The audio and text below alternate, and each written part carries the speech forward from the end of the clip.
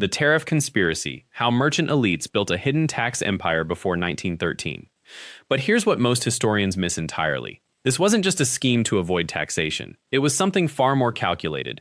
It was a deliberate strategy by a specific class of American merchants to transfer the entire tax burden from themselves, from the wealthy, the landowners, the industrialists, onto the shoulders of ordinary citizens who didn't even realize they were being taxed at all. And I'm going to show you exactly how they did it, and more importantly, how completely it worked. If you've ever wondered why the American middle class emerged at precisely the moment when this system began to crack, stay with me. Because by the end of this video, you'll understand something that textbooks have been quietly avoiding for over a century. Before we go deeper, I'd genuinely love to know, in the comments below, what aspect of how you personally get taxed actually frustrates you most. Is it income tax, sales tax, property tax? Drop that in the comments, because I'm building the next video directly from what you tell me. Now, wait, before I explain how this system actually worked, I need to set something straight about a fundamental misunderstanding that every modern American inherits. We think of taxation as a burden on the wealthy. We assume that rich people have always tried to avoid taxes, and poor people have had to shoulder the load. That assumption is backwards, and the tariff system before 1913 proves it completely.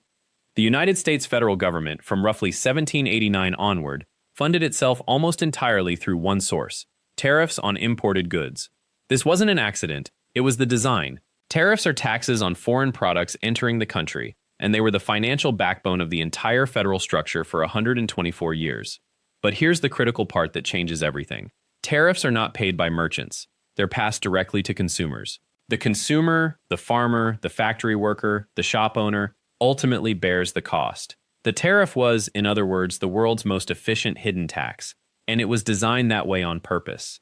Between 1790 and 1913, tariffs provided somewhere between 85 and 95% of all federal revenue. That means for 124 years, the entire apparatus of government, the military, the post office, the courts, the roads, the civil service, was funded almost exclusively by a tax that fell heaviest on the poorest citizens. A working mother buying cloth to make her family's clothing paid tariffs embedded in that price. A farmer purchasing imported iron tools for his harvest paid tariffs. A laborer buying coffee, sugar, or salt at the general store, all imported goods, paid tariffs. The wealth flowed upward through an invisible channel, and the people paying it often had no idea they were being taxed at all. The merchant elite understood something crucial that we've largely forgotten. Direct taxation, like an income tax, makes people angry because they see the bill. You see the number on your paycheck deduction. It's unavoidable. It creates immediate, visible resistance. Indirect taxation, like tariffs buried in the price of goods, is invisible. You never see a separate tariff bill. You simply pay a higher price at the store, and you assume that's just what things cost. By the time you've paid for your groceries, your clothing, your tools, you've already funded the government, but you never knew it happened. This was genius, and it was entirely intentional. Alexander Hamilton, the first Secretary of the Treasury, explicitly advocated for this system in the 1790s. He understood that a tariff was a tax that could be imposed without triggering the political fury that a direct tax would create. In his famous report on manufactures in 1791, he outlined a vision of federal finance that would rely on tariffs to protect and promote American industry while simultaneously funding the government. But protect American industry from whom? From foreign competition. And who benefited from that protection? American merchants and manufacturers. They got protection, and they shifted the entire cost onto consumers. This wasn't a bug in the system, it was the feature. And here's where the story gets darker. The tariff system wasn't just a revenue mechanism. It was a political tool that allowed a merchant and manufacturing elite to engineer American policy for over a century while making it look like they were actually defending American interests. Every tariff increase was sold to the public as necessary to protect American jobs, American industry, American pride. British merchants are trying to destroy our economy, they'd say. We need to levy tariffs to keep them out. But what they were really doing was protecting their own profit margins and their own manufacturing capacity, while the cost fell entirely on ordinary Americans who were told it was all for the national good. Between 1816 and the Civil War, there was an almost constant political battle over tariff levels. Northern industrialists, particularly from Massachusetts, Pennsylvania, and New York, pushed relentlessly for higher tariffs to protect their manufacturing from foreign competition. Southern plantation owners whose wealth depended on exporting cotton and importing cheap manufactured goods and supplies opposed them viciously. The tariff system was the single greatest source of sectional tension in the pre-Civil War period. It wasn't just about economics. It was about who would bear the cost of building American infrastructure and military power. Would it be the industrialists and merchants of the North, or would it be passed invisibly to the consumers, many of them in the South and the agricultural West? The answer was always the same. The burden fell on the consumers. And that's when the truly revealing part of this story begins to emerge. By the 1880s and 1890s, the tariff rates had become almost absurdly high. The McKinley Tariff of 1890 set rates at an average of nearly 50% on imported goods. The Dingley Tariff of 1897 pushed some rates even higher, on certain goods, above 60%. This meant that if you wanted to buy a piece of imported cloth that cost $1, you were effectively paying an additional 50 or 60 cents in hidden taxation. And here's the part that's crucial. These tariffs were defended as being necessary to protect American workers and American industry. But American workers didn't own the factories. American workers didn't own the merchant houses that benefited from protection. American workers simply paid the price. And slowly, almost imperceptibly, a problem was developing. As tariff rates climbed higher and higher, the federal government began collecting more money than it knew what to do with. By the 1880s and 1890s, the U.S. Treasury was running massive surpluses. Year after year, the government was taking in more tariff revenue than it was spending. This might sound like a good problem to have, but it was actually creating instability in the financial system. All that money in the federal treasury, sitting idle, was extracting capital from the private economy. Banks had less money to lend. Businesses struggled to find credit. The hidden tax was so effective that it was beginning to strangle the very economy it was supposed to protect. This created a genuine political crisis, and the solution that emerged was perhaps the most unexpected consequence of the entire tariff system: the need for somewhere to spend all that excess money. The federal government began embarking on enormous infrastructure projects: the Panama Canal, the construction of a world-class navy, federal building projects in major cities, land reclamation in the West, irrigation projects. All of these massive public works were funded, ultimately, by the tariff surpluses that had accumulated from decades of passing the tax burden onto ordinary citizens. The hidden tax that was meant to protect merchants and manufacturers had inadvertently created the infrastructure for American imperial power. And that brings us to the piece that absolutely no one connects to the tariff system: the creation of what we now call the Progressive Era. Between 1901 and 1909, Theodore Roosevelt stood at the helm of a presidency that fundamentally reshaped American governance. And most historians trace his reformist energy to genuine moral conviction: his crusade against the trusts, his conservation efforts, his labor mediation. But there's a layer beneath that narrative that almost never gets examined. Roosevelt didn't invent the progressive agenda out of thin air. He inherited a federal government that was quite literally drowning in money. The tariff surpluses had created something the founders never imagined: a state apparatus with more cash than it knew how to spend responsibly. Here's what the records show. In 1889, federal tariff revenues totaled roughly $2.19 million. By 1906, that number had climbed to $3.33 million. The surplus, the literal difference between what the government collected and what it spent, was reaching unprecedented levels. Treasury Secretary Leslie Shaw actually warned Congress in 1907 that the government was accumulating cash faster than it could responsibly deploy it. Think about that for a moment. A Treasury Secretary worried that the federal government had too much money. The contradiction had become impossible to ignore. Manufacturers and merchant elites were getting richer by the year, protected by tariff walls that kept foreign competition at bay. Ordinary Americans were paying hidden taxes embedded in the price of every protected good, and the federal government was accumulating surpluses that had no legitimate outlet. You can only build so many post offices and naval vessels before someone asks the harder question: why is the government collecting this much in the first place? The muckraking press seized on this tension. Ida Tarbell published her expose on Standard Oil. Lincoln Steffens documented urban corruption. The emerging progressive movement didn't just oppose monopolies. It began to ask structural questions about who actually benefited from tariff protection and who bore the cost. And this is where it gets crucial. The tariff system, which had been defended as protecting American workers and industry, was suddenly being reframed as a tool of elite capture. Wait, this part is important. The progressives weren't wrong. They simply didn't fully understand the mechanics of what they were critiquing. Roosevelt's administration launched hundreds of antitrust lawsuits. The Interstate Commerce Commission was expanded and given real enforcement power. Labor standards began to inch upward. Conservation laws were enacted. And all of these initiatives, which genuinely improved working conditions and constrained monopolistic behavior, were funded, ironically, by the very tariff surpluses that had enriched the industrialists being prosecuted. The government was using tariff revenue to regulate the tariff-protected industries. It's almost Baroque in its circularity. Ooh. The railroad magnates, men like James J. Hill, Edward Harriman, and Collis Huntington, had built continental empires on the foundation of tariff-protected steel, tariff-protected machinery, tariff-protected capital. When Roosevelt's administration began regulating railroad rates and breaking apart railroad combinations, those same magnates suddenly found themselves under federal scrutiny. But here's the unspoken bargain. The government had the money to fight them because of the very system that had enriched them in the first place. By 1909, the tariff surpluses had become so large and the political pressure so intense that Congress faced a genuine crisis. They couldn't maintain the status quo. The public was demanding change. But they also couldn't simply eliminate the tariff without collapsing the revenue that was funding all these new federal initiatives. So they did what politicians always do when facing an impossible contradiction. They looked for another solution, a way to maintain the system while appearing to reform it.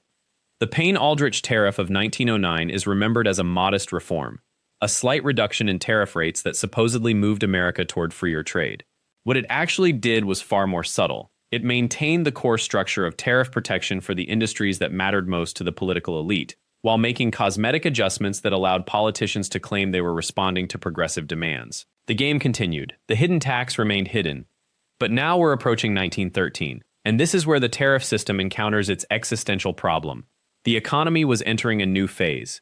Tariff revenues were becoming less reliable as competition shifted. The political coalition that had sustained tariff protection was fragmenting. And worse, much worse, there was a new faction within American finance that had realized something crucial. They didn't need the tariff system anymore. In fact, the tariff system was beginning to work against their interests. The banking elite, the men who controlled the major investment houses, the stock exchanges, the credit systems, had accumulated enough wealth and power that they no longer depended on tariff protection to maintain their dominance. More importantly, they had begun to see the tariff as an impediment to their global financial ambitions. A tariff wall that protected domestic manufacturers also limited the overseas markets where American banks could deploy capital and American corporations could expand. Before we continue with this, I need you to hold something in your mind. This moment, right around 1910 to 1912, is when the mechanism of power shifts. It's not a conspiracy yet. It's not even necessarily coordinated, at least not openly. It's simply the recognition by one faction within the elite that the system that had served them needed to be dismantled and replaced with something that would serve the new economy better. The Federal Reserve Act was passed in December 1913. This is the pivot point. This is when the tariff system, which had been America's primary revenue source and the secret mechanism of federal power for over a century, began its long decline. Because once you have a central bank that can create credit and manage the currency, you no longer need to depend on tariff surpluses to fund the government. You can issue bonds, you can monetize debt, you can finance government through the financial system itself rather than through merchant protection. Woodrow Wilson, elected in 1912 on a platform that promised tariff reform and breaking the grip of the Eastern financial establishment, signed that act. He did so believing, or at least claiming to believe, that he was democratizing American finance, breaking the monopoly power of J.P. Morgan and his peers. What he actually did was hand them the most sophisticated tool for managing the American economy that they had ever possessed. The tariff had been a blunt instrument, crude, visible, subject to political pressure. The Federal Reserve was elegant, technical, and far more difficult for the average citizen to understand or challenge. And here's the crucial connection that almost nobody makes. The income tax, which was ratified as the 16th Amendment in February 1913, was never meant to be the primary federal revenue source. At least not immediately. When it was first implemented, the income tax applied only to the wealthiest Americans, roughly 3% of the population. It generated modest revenue. The tariff remained the largest single source of federal income through the 1920s. But the income tax served a different purpose. It provided a mechanism for the federal government to tap middle-class and eventually working-class wealth directly. And it did so in a way that seemed democratic. A graduated tax based on ability to pay, at least in theory. It was the politically acceptable replacement for the hidden tariff tax that had been extracting wealth from ordinary consumers for over a century. The genius of the shift was this. The tariff had been invisible to most people because it was embedded in prices. The income tax was visible, it was explicit, it was documented, it was arguably more transparent. So when the tariff was dismantled over the following decades, it felt like a victory for ordinary Americans. The hidden tax was being replaced by a direct, open, and theoretically equitable system, except that the income tax, over time, would extract far more wealth from the working and middle classes than the tariff ever had. The tariff empire had served its purpose. It had created the capital, the infrastructure, the institutions that made America the world's largest industrial power. And it had done so while keeping the majority of Americans in the dark about how much they were actually paying. By 1930, it was being dismantled. The Hawley-Smoot Tariff of 1930, which temporarily raised tariffs even higher, was the death rattle of an old system. Within a decade, tariff rates would fall to their lowest levels since the Civil War. But the revenue stream didn't disappear, it simply changed form. And with it, the relationship between the American citizen and the federal government was fundamentally rewritten. This time, with the government having direct access to the paycheck itself. Before we continue, keep this in mind for a second. What I'm about to show you is not a transition most Americans understand, and that's precisely why it was so effective. The tariff system didn't fail because it was poorly designed. It failed because it had succeeded so completely that it had become impossible to hide. By the late 1920s, economists, journalists, and even some politicians were beginning to connect the dots between consumer prices and tariff walls. The illusion was cracking, and when you're managing a system built on obscurity, a cracking illusion is the same as a collapsing foundation. Consider what happened in those transition years between 1928 and 1933. Wall Street had collapsed in 1929, farm foreclosures were reaching crisis levels, unemployment was climbing toward 25%. Domestically, there was chaos and fear. But internationally, something else was happening that terrified the banking and mercantile classes far more than any stock crash. Other nations were beginning to abandon the tariff model entirely. They were experimenting with bilateral trade agreements, barter systems, and what they called managed currencies.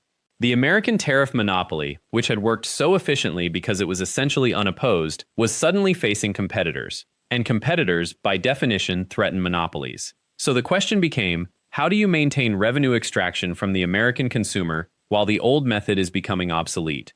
How do you keep the flow of capital moving upward to finance, industry, and institutional power while appearing to democratize the tax system? The answer was already being sketched out in the halls of the Treasury Department, and it had been waiting since 1913. The income tax, you remember, had been sold to the American public as a tax on the wealthy. The 16th Amendment had passed in 1913, with the explicit promise that it would fall almost exclusively on the top 1%, on the Vanderbilts, the Carnegies, the Rockefellers. The rate was set at just 7% on the highest incomes, and the vast majority of Americans made so little that they didn't owe anything at all. For 15 years, that promise held, but it was always a lie with an expiration date. By 1928, the federal government had been experimenting quietly with expanding the income tax base. Revenue agents were being trained, administrative infrastructure was being built, the machinery of mass taxation was being assembled piece by piece, almost invisibly in the background. And then came the Depression, and with it, an opportunity that no financial elite would ever let slip away. Between 1933 and 1942, something remarkable occurred. The income tax base expanded from roughly 3 million taxpayers to more than 40 million. That's not a change in tax policy. That's a revolution in the relationship between citizens and state. And it happened not through a sudden legislative revolt or public demand. It happened through crisis, through wartime necessity, and through the quiet consensus of men who understood that the old revenue system was functionally dead, but that the flow of capital upward could not be allowed to stop. The bankers who had prospered under the tariff empire understood something fundamental. The actual mechanism of wealth extraction mattered far less than the invisibility of the extraction itself. A tariff is opaque to most people because it's embedded in prices. An income tax is also opaque, but in a different way. It's deducted before you ever see the money. It becomes normalized as a routine withholding. It becomes, over time, almost invisible. By 1940, the income tax had become the largest single source of federal revenue. The tariff, which had generated the vast majority of federal funds for 140 years, had been reduced to a secondary revenue source. But here's what's remarkable. The men who had built fortunes under the tariff system, the industrialists, the bankers, the merchant princes, they didn't lose their power. They simply transformed it.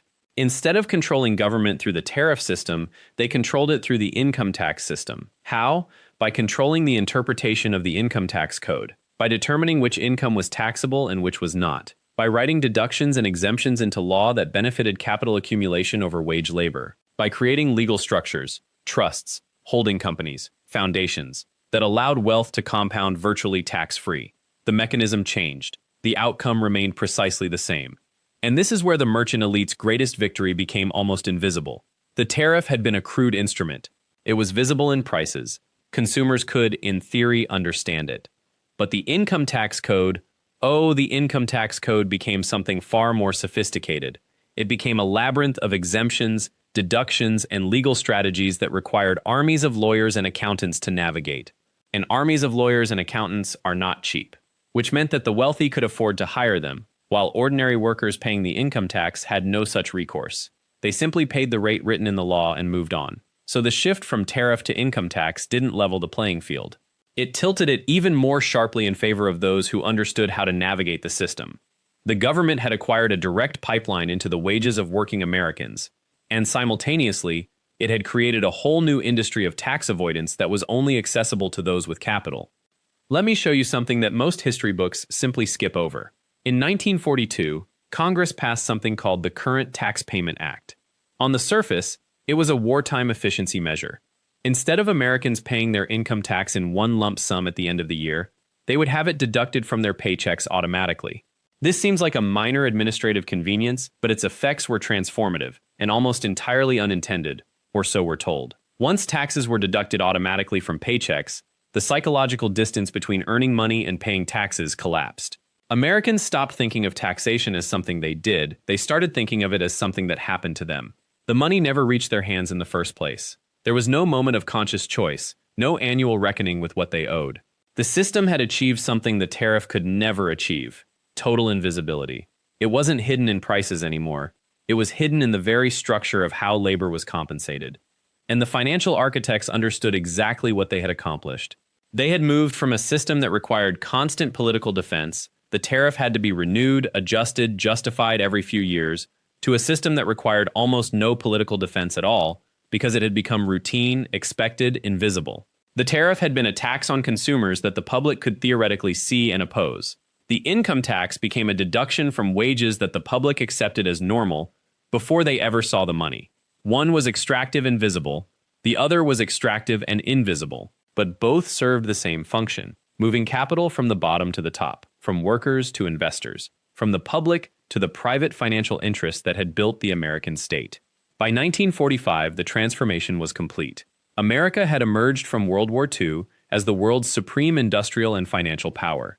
Its government was now equipped with a revenue system that reached directly into the pockets of every working American. Its merchant elite, the bankers, industrialists, and financial managers who had built their fortunes under the tariff system, were now even more powerful because they controlled the interpretation of the new system. They wrote the tax code, they hired the lawyers, they created the exemptions, and the ordinary American worker, believing that the income tax was a system designed to make the wealthy pay their fair share, had no idea that they were now bearing the primary burden of financing the state.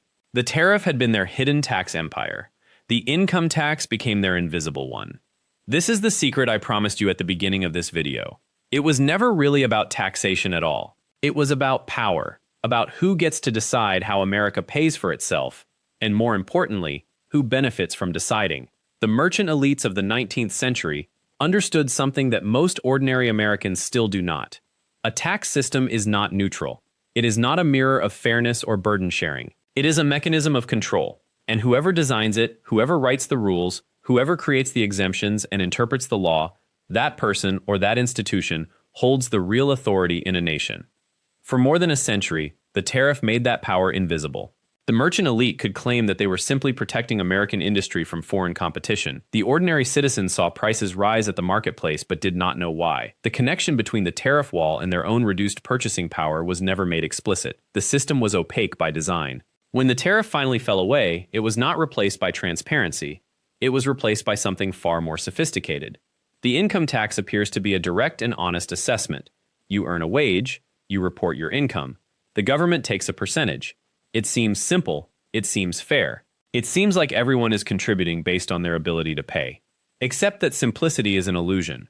The tax code that emerged in the 1920s and expanded throughout the 20th century was not simple at all. It was labyrinthine. It was written in language that only trained specialists could parse. And it was studded with exemptions, deductions, and credits that were available almost exclusively to those wealthy enough to afford sophisticated accounting and legal counsel. The ordinary wage earner, the factory worker, the shop clerk, the school teacher, was locked into a straightforward system. You worked. You paid. There were no deductions for you because you had nothing to deduct. You had no investment income to shelter. You had no business losses to offset. You simply paid the rate that was written into law. But the wealthy had access to something entirely different. They had tax lawyers. They had accountants. They had connections to the Treasury Department and to Congress. They could structure their income in ways that minimized their tax burden. They could invest in government bonds and receive tax-exempt income. They could create holding companies and trusts that sheltered their wealth from taxation. And when they could not find a legal loophole, they simply hired the lawyers and lobbyists who wrote the tax code in the first place. This is not a conspiracy theory. This is not speculation. This is documented fact, visible in congressional records, in Treasury Department correspondence, and in the very structure of the Internal Revenue Code as it exists today. Andrew Mellon served as Secretary of the Treasury from 1921 to 1932, the crucial decade when the income tax was being shaped and institutionalized. Mellon was himself one of the wealthiest men in America. He had made his fortune in banking, steel, and aluminum. And during his tenure as Treasury Secretary, his personal tax burden actually declined. Not increased, declined. He used his position as the Chief Financial Officer of the United States to write tax policy in ways that benefited himself and his wealthy peers. His top income tax rates were slashed from 73% to 24%. Capital gains were taxed at preferential rates. Corporate income taxes were reduced, all while the income tax itself was being expanded and made permanent, trapping ordinary workers in an ever-tightening system of withholding and enforcement. And here is what they knew, even then. They understood that once the income tax became normalized, once Americans accepted the idea that the government had the right to take a percentage of their wages before they ever saw the money, the resistance would crumble. Once that psychological barrier was broken, the percentage could be adjusted at will. The rate could be raised or lowered depending on the needs of the moment or the political pressures of the day. But the underlying assumption that the government owned a piece of your labor before you could claim it as your own, that would become so deeply embedded in the American mind that it would eventually feel inevitable, unchangeable like gravity, like a law of nature rather than a deliberate human choice. The merchant elites had faced a problem in the 19th century. They had built a system of hidden taxation through tariffs, but that system was fragile. It could be challenged. Tariff rates could be debated in Congress, protectionist policies could be voted up or down, the system required constant political maintenance, it was subject to democratic pressure, and so when the income tax became available as an alternative, they saw an opportunity. The income tax was far more sophisticated, it was far harder to understand, it was embedded in complex law written by specialists using technical language, and crucially, it was collected not by the merchant elite themselves, but by an agency of the federal government, the Internal Revenue Service. This gave the system a kind of bureaucratic legitimacy that the tariff never had. The tariff had required a conscious political choice by Congress. Every 10 years or so, tariff schedules would be debated. The public could organize around those debates. They could petition their representatives. They could vote based on their position on tariff policy. It was vulnerable to democratic pressure because it was explicit, but the income tax was different. It could be adjusted through technical changes to the tax code that most citizens would never even notice. Deductions could be eliminated. Credits could be created. The threshold for taxation could be lowered. And because these changes were couched in the language of accounting rather than the language of politics, they generated far less public resistance. The merchant elite had not just found a new way to extract wealth from the American worker, they had found a way to do it that felt inevitable and apolitical. They had hidden their empire even more effectively than they had before. The transition from the tariff system to the income tax system was not a revolution. It was a sophisticated evolution. The same economic elites who had profited from tariff protection simply adapted their strategies to the new system. They learned how to work the tax code. They learned how to lobby for exemptions and deductions that benefited their industries and their wealth. They learned how to hire accountants and lawyers who could navigate the complexity they themselves had created. And the ordinary American worker, meanwhile, found themselves locked into a much more direct and inescapable system of taxation. No exemptions, no deductions, no sophisticated tax planning available to them. Just a straightforward percentage taken from their paycheck before they ever had a chance to touch the money. This is how power actually works in America. Not through overt coercion or visible oppression, but through the quiet redesign of institutions. Not through taking something away from people, but through changing the rules about what they are allowed to keep in the first place. The merchant elites of the 19th century understood something that their descendants still understand today. If you can control the mechanism by which wealth is extracted and distributed, you control the economy. If you can control the economy, you control the government. And if you can control the government, you can rewrite the rules whenever they become inconvenient. The tariff system was their first empire. The income tax system is their second one. And if you want to understand why American democracy feels so constrained, why ordinary citizens feel so powerless despite their theoretical right to vote and petition, the answer lies in understanding how these financial systems were actually designed. They were not designed to be fair. They were not designed to distribute burden equally. They were designed to transfer power away from the many and consolidate it in the hands of the few, in ways that were subtle enough to avoid sparking the kind of resistance that open, visible taxation would provoke. Once you see this pattern, you cannot unsee it. You look at every tax law, every exemption, every deduction, and you ask yourself the same question: who benefits from this? And 9 times out of 10, the answer is the same: the people who designed it, the people who could afford to hire the experts who understood it, the people who had the power to lobby Congress for special treatment. The merchant elite did not disappear when the tariff fell. They simply found a new way to hide their empire. And they did it so well that most of us still believe that the income tax is a system designed for fairness. The takeaway here is stark but essential. Understand that no tax system is neutral. Every tax system is a choice about who bears the burden and who benefits from the arrangement. If you want to reclaim any agency in how your own money is treated, you have to understand the history of how the system was built in the first place. You have to ask questions about who profits from complexity, who benefits from opacity, and who has the power to change the rules when they become inconvenient. Because the second you stop asking those questions, you hand power back to the people who designed the system in the first place.